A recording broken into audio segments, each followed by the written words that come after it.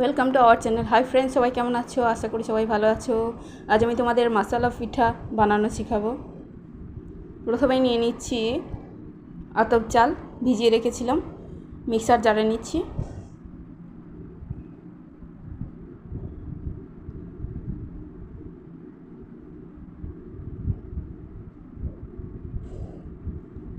একটা কাঁচা লঙ্কা দিয়ে দিলাম,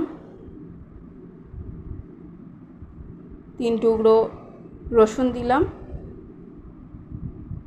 2 টুকরো আদা দিয়ে দিলাম, একটা গোটা পেঁয়াজ দিয়ে দিলাম, একটু জিরে পাউডার দিলাম,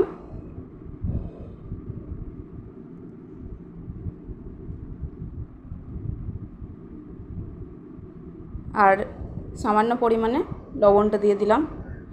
এবার আমি এটা মিক্সারে পিষে নিচ্ছি। পিষা হয়ে গেছে। এবার ব্যাটারটা ঢেলে নেব। দেখো এরকম হয়েছে।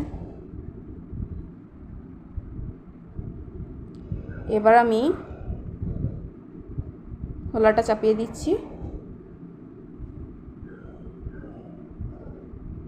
গরম হয়ে গেছে।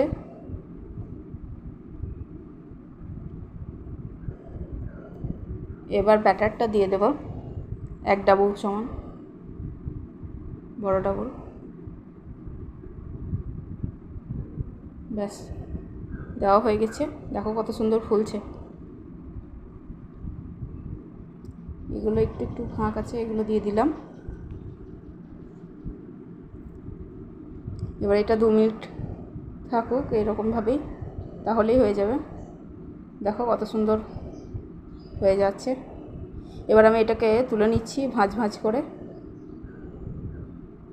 ব্যাস, এবার তুলে নেব একদম। দেখো কত সুন্দর হয়েছে।